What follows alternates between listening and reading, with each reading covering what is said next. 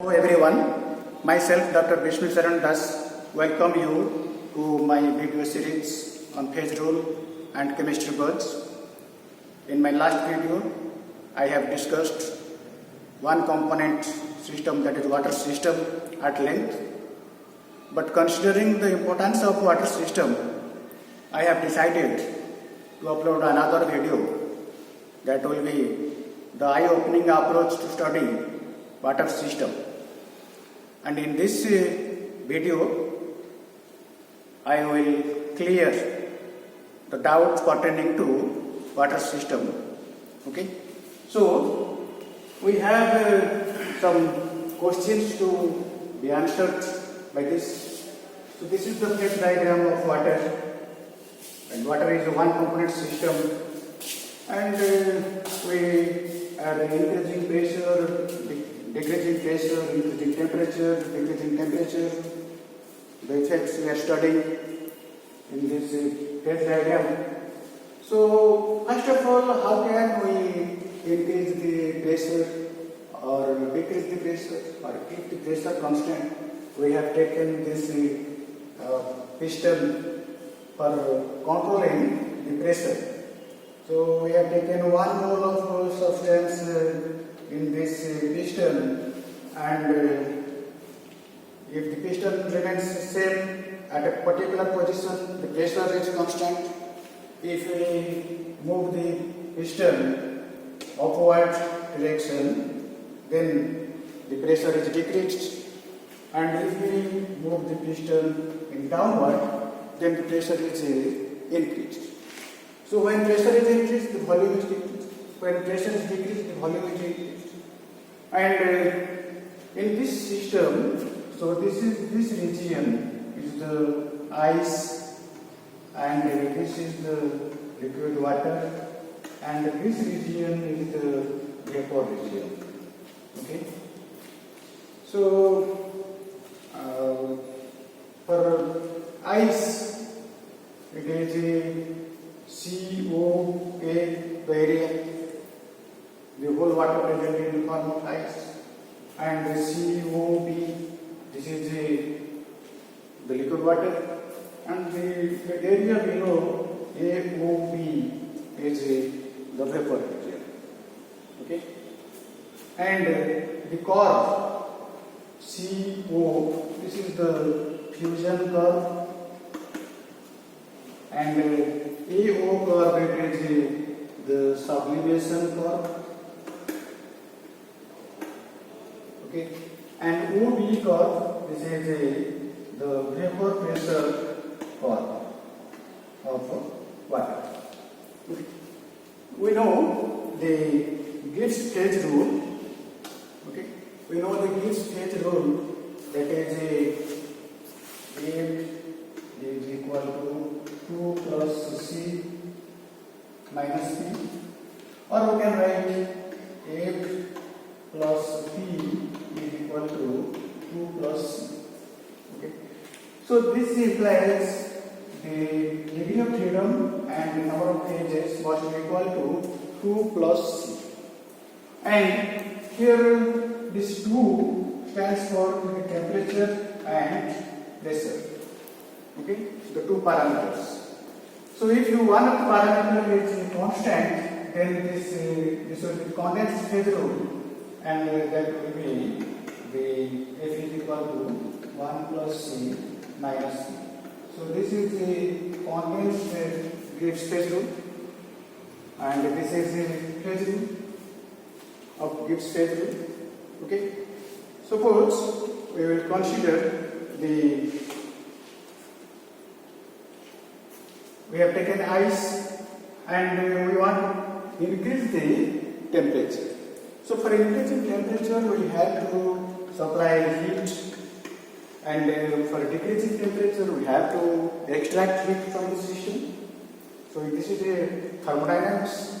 So phase rule directly relate to the thermodynamics. Okay. Suppose we have taken the ice at minus 5 degrees centigrade, and from this it is heated.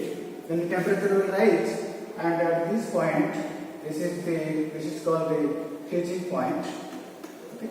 So at freezing point, if you stop heating, then here will be the equilibrium, that is the ice and water equilibrium. Okay. So this is freezing point. Again, if we supply heat at this point, the temperature will rise and all the ice will melt to water, and the temperature will rise, and up to this point, at this point again, pressure remains constant, 1 atmosphere pressure or 760 mm mercury. So at 100 degrees centigrade, the boiling point of water, if you stop supplying heat, then the equilibrium will be attained, and if the equilibrium will be attained, this will be the water and vapor equilibrium. Okay. So, and this OB curve is called your vapor pressure curve. This is the fusion curve. Okay. So, if we consider the volume, so volume of solid, that is volume of ice, is greater than the volume of liquid. So here the volume of liquid is greater than, the volume of liquid is less than volume of gas. Or I can write here the volume of gas is greater than volume of solid. We can also write this here, Vg is greater than VL. Okay. So you see the relationship, the volume of solid is more than volume of liquid. So if you consider the Le Chatelier's principle, and when you are increasing pressure, so the system will, the equilibrium will shift in a direction of lower volume or lesser volume. So if you decrease the pressure, then the equilibrium will shift in a direction of a higher volume. Okay. So in this case, suppose at this point we have increased the pressure. So if we increase the pressure, then more ice will fall. Okay, keeping the temperature constant. Keeping temperature constant, if we increase the pressure, say if we increase the pressure here, suppose at this point, so at a higher pressure, the volume will be lower, so the ice will melt to water. Okay, the temperature remains constant. If the temperature remains constant, we will increase the pressure, then ice will melt to water and we will get completely the liquid water, no ice. So if we lower the pressure, what will happen? If we lower the pressure, then the water will convert it to the ice and the melting point will increase. See, the melting point is increased. The graph is the pressure versus temperature, and this graph is not to the scale, because you see the difference here, the freezing point and this is the critical point. The difference here is 0.075, but it shows the gap is more. So this diagram is not to the scale. It is only meant to explain the facts. Okay. So if we increase the temperature, keeping pressure constant, we have already said in this case, and if we simultaneously change the temperature and pressure, if we increase the pressure, the temperature will be decreased. If we increase the pressure, the temperature decreases. Okay. So if we decrease the pressure, the temperature increases. So when we decrease the pressure, then here it is the ice is more and more ice is formed, because the volume of solid is more. So more ice is formed, and at this point we see this is the triple point. So this triple point ice water and water vapor coexist. Okay. Again, so from 100 degrees centigrade, if we cool the water, then the temperature will, the pressure will fall and the temperature will fall because the Vg is greater than VL. Okay. So this is explained by the Lee-Chattrill's principle and supported by the Clapeyron equation, how this changes are occurring, and the water is cooled. Then at this point, the water vapor exists, and at this point, the ice water exists. So this is called the triple point. Okay. So this is called the triple point, which corresponds to 4.58 mm mercury and 0.075 degree centigrade. Okay. So further, from this, if we lower the pressure and temperature, then we will get this curve, sublimation curve. We see the vanishing of the liquid state, and only the ice changes directly to the vapor. Ice changes directly to the vapor. Okay. So again, you consider the water system. Let us increase the pressure. When you increase the pressure, the boiling point increases. Okay. If you increase the pressure, say here, then the boiling point increases. And at a particular temperature, 374, and the pressure corresponding to 218 atmosphere, this is called the critical temperature, critical state. Critical state. So at this critical state, what happens? The gas and liquid are indistinguishable. The gas phase and liquid phase are indistinguishable, and this is the gas changes to the liquid. Okay. So we have, and again, let us cool this water below this point O. So below 0.75, let us cool it, and the cooling must be slowly and steadily. Okay. Then you will get a extension like this, a curve. So this curve represents the equilibrium of water and water vapor, and this dotted line also indicates the equilibrium of water and the water vapor. But this is the region of solid state, ice. So we have already entered the region of ice, but the equilibrium between water and water vapor maintains. So this is called the metastable curve. The A dash O is called metastable curve. So though this is equilibrium, this is metastable equilibrium. So why it is called metastable equilibrium? You know, the equilibrium can be attained from both sides. Suppose we have this is the point here, the ice, okay, but this equilibrium is between this dotted line shows the equilibrium between water and water vapor, but this is the region of ice. If we heat ice, if we supply heat to ice, then the temperature will rise. The temperature will rise, and the pressure remains. If you keep the pressure constant, the temperature will rise, and after this, the temperature, we are not getting this dotted line because water to vapor equilibrium is not attained from the reverse side because it is the region of ice.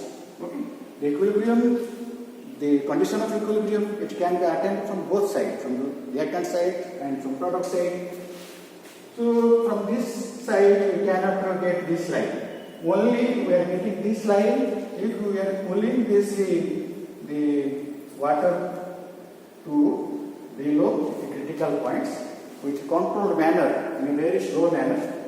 So this is called metastable state, and The characteristics of metastable state is that if we supply a small crystal of ice to it, then the whole of the system will convert to ice. The water and water vapor, all that will be converted to ice. Again, otherwise you give just a jerk to the vessel, then the total system will be converted to ice. Okay, so this is called the metastable line.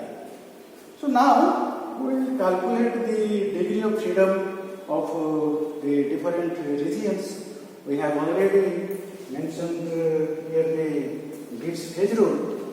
Okay, so we have the F max for this system, that is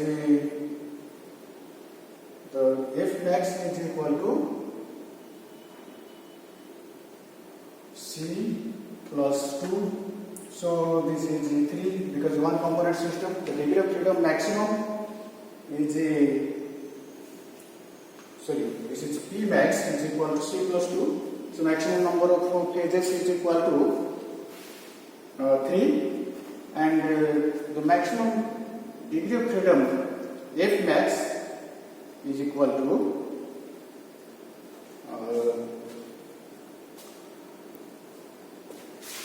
F max is equal to 2 plus 1 minus 1. The minimum number of phases, that is equal to 1, and component is 1, so this is equal to. So we have the degree of freedom maximum 2 when this is a single phase, pure state. Say this is Fp is equal to degree of freedom, degree of F is equal to 2 for this. For any region, you can take any point here.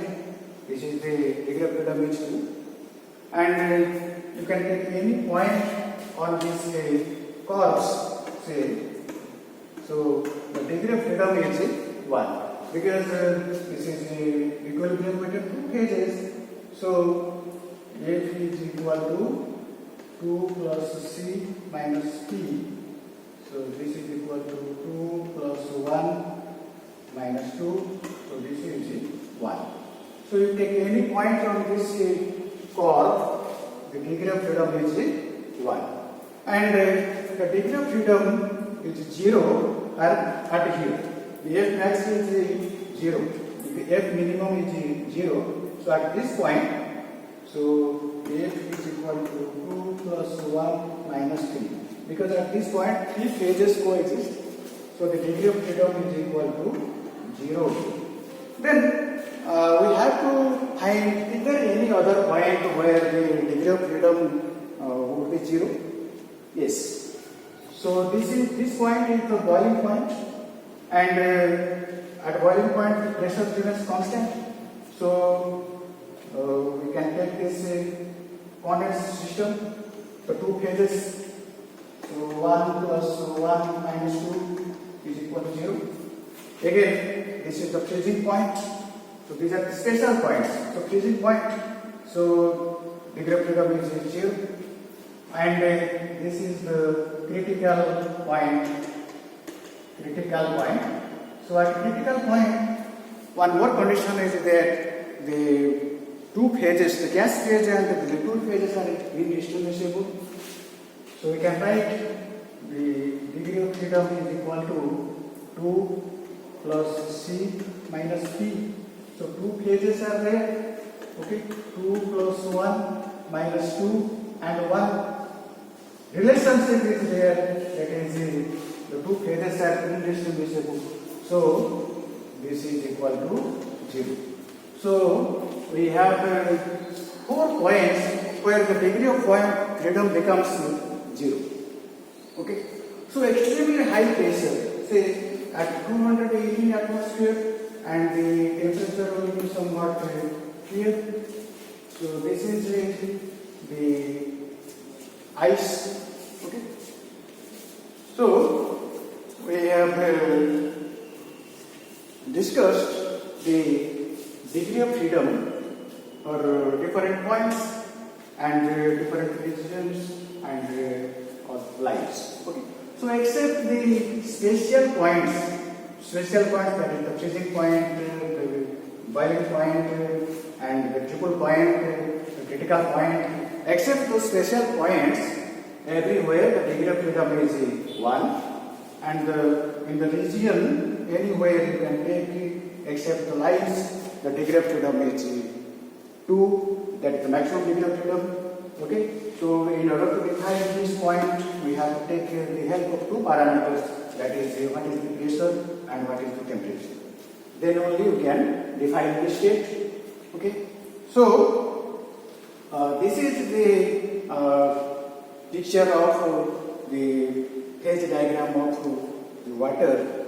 We can answer any analytical questions from water system. If you understood this, the metastable, how can you explain this metastable line, the triple points, the freezing point, boiling point, and you know the phase diagram is nothing but you have to explain the different curves, the points and the region bounded by the curves, and also we have got information here that the melting point is same as the freezing point.